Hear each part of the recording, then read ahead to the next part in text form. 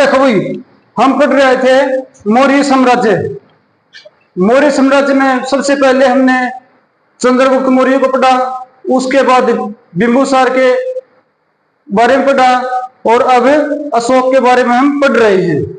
अशोक के बारे में हम पहले एक वीडियो घेर चुके हैं, जो पार्ट 1 से आप देख सकते हो। और आगे देखो अशोक के बारे में, अशोक के बारे में अगला जो क्वेश्चन होता है, अहसोरा में एक अभिलेख है, उसमें अशोक को व्यक्तिगत रूप से बौद्ध धर्म का अनुयायी मान लिया गया भी।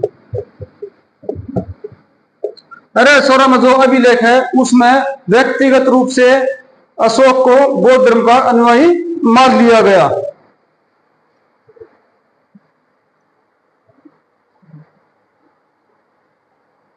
अशोक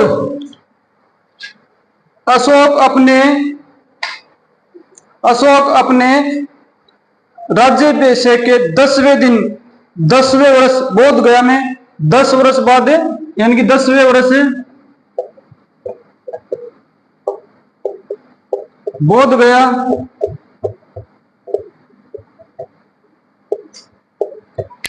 10वें वर्ष बोध गया और 12वें वर्ष नीलगम निगली सागर एवं 20वें वर्ष लुम्बिनी की यात्रा की। 12वें वर्ष कहां पर गया भाई?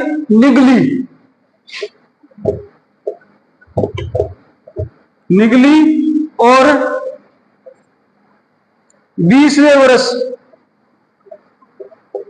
लुम्बिनी की यात्रा की। 10वें वर्ष तो कहां गया? बोध गया। 12वें वर्ष का निगली और 20वें वर्ष लुम्बिनी की यात्रा की। किसने की? अशोक ने। अशोक ने आजीविकों को रहने के लिए 4 गुफाओं का निर्माण करवाया भी। 4 जगह गुफाओं का निर्माण करवाया। ये गुफा कहां पर थी? करज,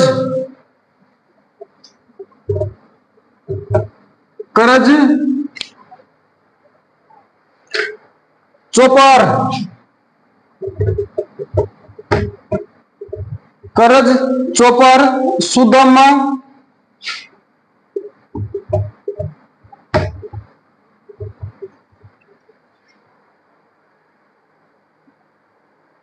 विशव झोपड़ी।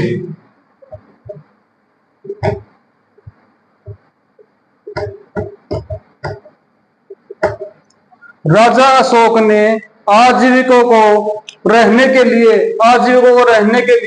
4 गुफाओं का निर्माण करवाया था भाई। वे गुफाएं कौन कौन सी? जिनके क्या नाम थे? एक का नाम था कर्ज, एक का चौपर, एक का सुदामा, एक का विशव झोपड़ी। 4 गुफाओं का निर्माण करवाया था भाई राजा अशोक ने।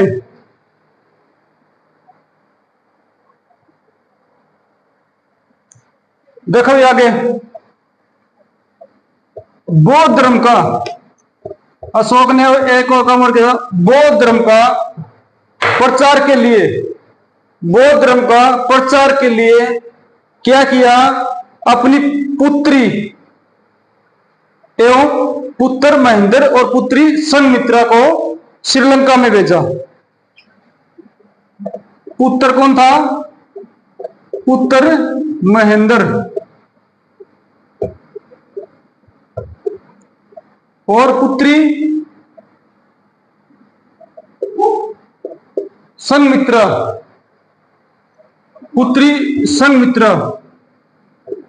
को कहां पर भेजा? श्रीलंका में। राजा अशोक ने देखो श्रीलंका में बौद्ध धर्म का प्रचार करने के लिए साथ में पहले तो अपने पुत्र महेंद्र एवं पुत्री संमित्रा को भेजा था। ठीक है, अगला देखो भाई। अशोक ने 84,000 स्तूपों का निर्माण करवाया। अशोक ने 84,000 स्तूपों का निर्माण करवाया। और स्तूप देखो कैसे होते थे? ऐसे यहां पर मतलब क्या होता है? इसमें जो बौद्ध भिक्षु रहते थे कितने का करवा था? 84,000।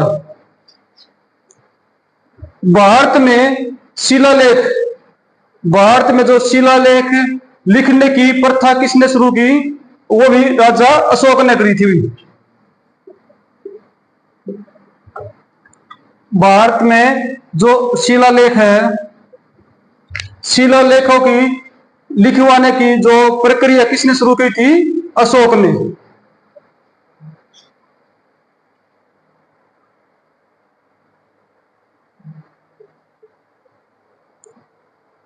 जो अशोक के जो अभिलेख थे ना, वो 3 भागों में विभाजित कर दिए भी।